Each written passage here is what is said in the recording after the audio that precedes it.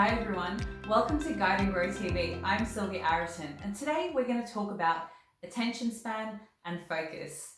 Now, I did realize that quite a few people have been questioning, why isn't my child focusing? What can I do to improve my child's attention span?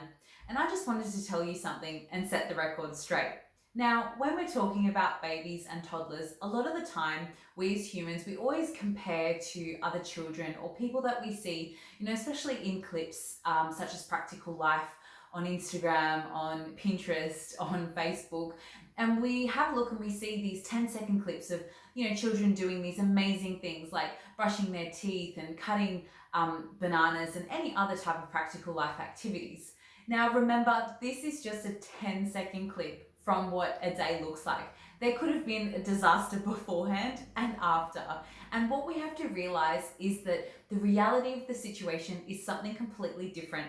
The child you see in that video is exactly the same as your child. So let's talk babies. What is an acceptable expectation when it comes to babies and focus and attention span?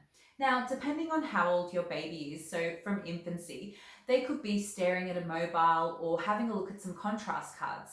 And that could last from anywhere from 1 minute to 10 minutes, or it could be 10 seconds to 30 seconds. So these are completely normal expectations to have on your baby. So really, it's about following the child, observing them. Have a look and see if they're fussing a little bit, if they're getting a bit tired, they're squirming. That is an indication that they're tired and it's time to move on from that activity. Now, again, even if it's just 1 minute to 2 minutes in front of that, that is a long time for a baby to be processing all of that stimulation in front of them. So again, it's completely normal. If they are focusing for a lot more than that, it means that they're really engaged with that activity and they're really stimulated by it. So moving on to early toddlerhood. Now this is a great age, between around 11 months to 15 months, even 16 to 18. This is the age where they love pulling everything off the shelf. Now, how many of you have had children or toddlers that have gone, set up to your beautifully set up shelves, pulled everything off one by one, and it's all ended up on the floor within 5 seconds of the day starting? Now, let me tell you, your child is not the only one to do this. Firstly, they're going through a stage where they love to put things in and out, okay, on and off. All those types of schemas are happening at that age. So it is normal that they do want to take things off and put them back. Maybe not putting back just as yet, but they soon will. So the things that you can do to help that are things like modeling, let's place this one back on the shelf, and keep kind of practicing with them, helping by singing a packing away song and stuff like that to kind of get them into that momentum of putting things back and taking things off. Now, another thing that we need to consider is that they could be going through a stage of trajectory schema, which is where they love to throw things. So, taking things off or throwing items, this is a stage that they move through in that early toddler phase because it's a cause and effect. They're moving their gross motor skills, their development. So they are constantly wanting to make those big movements, and it's our job to help facilitate that in the right way. So instead of using the toys on the shelf, we could set up a little beanbag activity where they can throw the beanbags into a basket. They could be posting balls into a big cardboard box. Things like that will really help them get all of that movement out, and maybe it will steer them away from the shelf. So if they did feel like pulling everything off, you could bring them over to the beanbags or the balls in the cardboard box and get them to continuously do that so that they have that motion and it's all happening for them.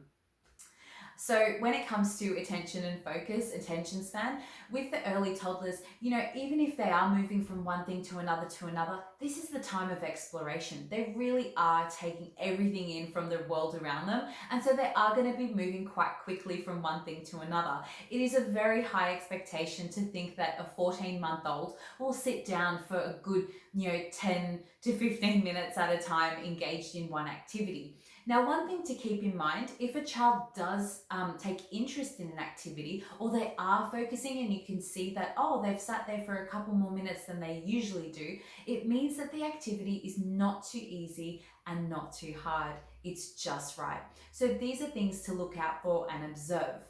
One thing I forgot to mention when it comes to babies or even that early toddler phase, sometimes parents are like, oh, well, they're not really using the activities that I put out in the right way. And this could be a whole nother video in itself.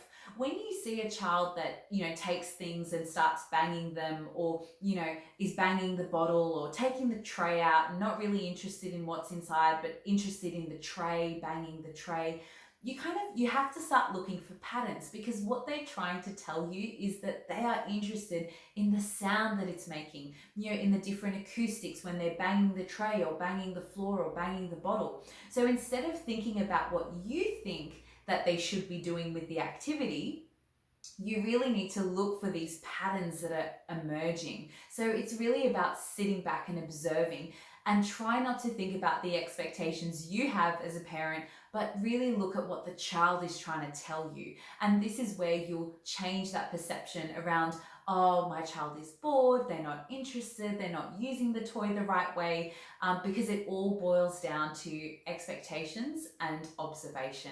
So I hope that's helped you. Until next time, take care. Bye.